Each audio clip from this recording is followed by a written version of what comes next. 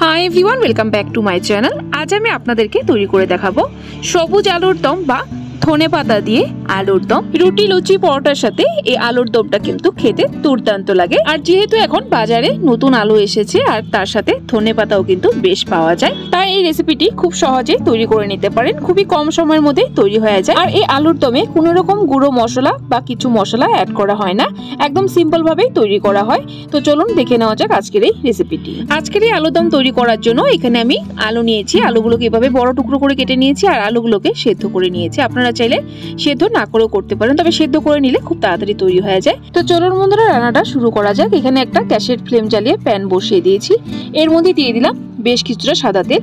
আগে আলুগুলোকে ফ্রাই করতে হবে। আমি এখানে সাদা তেল দিয়ে করছি, আপনারা চাইলে সরষের তেল দিয়েও করতে পারেন। তেলটা ভালো করে গরম হয়ে গেলে এর মধ্যে এক এক করে আলুগুলো ছেড়ে দেব।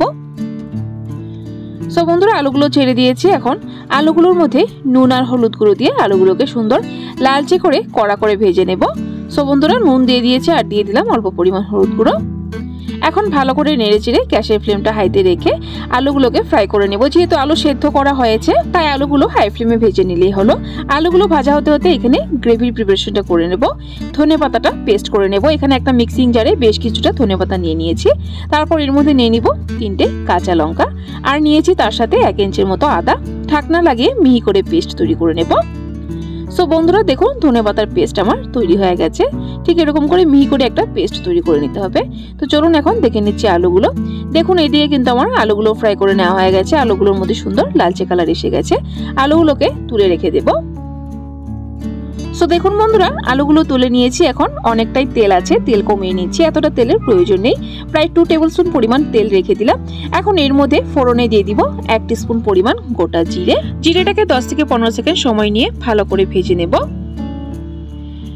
সো বন্ধুরা ভালো করে ভেজে নিয়েছি। এখন এর মধ্যে অ্যাড করব টমেটো পেস্ট। একটা মিডিয়াম সাইজের লাল টমেটো পেস্ট করে নিয়েছি। এখন টমেটোটাকে ভালো করে নেড়ে চেড়ে নেব। তারপর এর মধ্যে দিয়ে দিব অল্প একটু নুন। নুনটাকে দিয়ে টমেটোটাকে কুক করে নেব যতক্ষণ না টমেটোর কাঁচা ভাব চলে যাচ্ছে। সো বন্ধুরা টমেটো কুক করে নিয়েছি। এখন এর মধ্যে অ্যাড করে দিব পেস্ট করে রাখা ধনে পাতাটা। মিক্সিং জারে অনেকটাই লেগে আছে, ধুয়ে আর একটু জল দিয়ে দিব। দেখুন দিয়ে দিয়েছি। এখন ধনেপাতার পেস্টটাকে আরো 1 থেকে 1.5 মিনিট সময় কুক করে নেব, বা যতক্ষণ না ধনেপাতার কাঁচা ভাবটা চলে যাচ্ছে। সো দেখুন বন্ধুরা ধনেপাতাটাকে ভালো করে কুক করে নিয়েছি। এখন এর মধ্যে অ্যাড করে দিলাম ভেজে রাখা আলুগুলোকে দিয়ে ভালো করে মিক্স করে নেব। গ্রেভির সাথে আরো 1 থেকে 1.5 মিনিট সময় কুক করে নেব। তারপর এর মধ্যে দিয়ে দিব অল্প একটু নুন আগেও দেওয়া হয়েছে, টেস্ট করে প্রয়োজন অনুসারে নুনটা দেবেন। নুনটাকে দিয়ে 1 থেকে 2 মিনিট সময় কুক করে তারপর গ্যাসের ফ্লেম বন্ধ করে দেব। আলুর দমটা আমি এরকমই শুকনো শুকনো রাখছি, আপনারা চাইলে একটু গ্রেভি দিতে পারেন। সো বন্ধুরা তৈরি হয়ে গেছে। এখন আলাদা পাত্রে সার্ভ করে নেব। সো দেখলেন তো কতটা সিম্পল, কোনো রকম মশলা গুঁড়ো মশলা কিছু ইউজ করি নেই, কিন্তু খেতে দুর্দান্ত লাগে এই ধনেপাতা দিয়ে আলুর দমটি। অবশ্যই যদি না খেয়ে থাকেন একবার ট্রাই করবেন। আশা করছি আপনাদের পরিবারের সকলের খুবই পছন্দ হবে আজকের এই রেসিপিটি। সো কেমন লাগলো অবশ্যই কমেন্ট করে জানাবেন। যদি ভালো লেগে থাকে তাহলে কিন্তু একটা লাইক অবশ্যই দিয়ে দিবেন। আর এরকম নিত্য নতুন রেসিপির আপডেট পাওয়ার জন্য আমার চ্যানেলটাকে সাবস্ক্রাইব করে দিবেন। সাবস্ক্রাইব করে পাশে থাকা বেল আইকনটা ক্লিক করে অল করে দিবেন। তাহলে আমার চ্যানেলে যখনই কোনো নতুন রেসিপি আসবে নোটিফিকেশন আপনাদের কাছে পৌঁছে যাবে।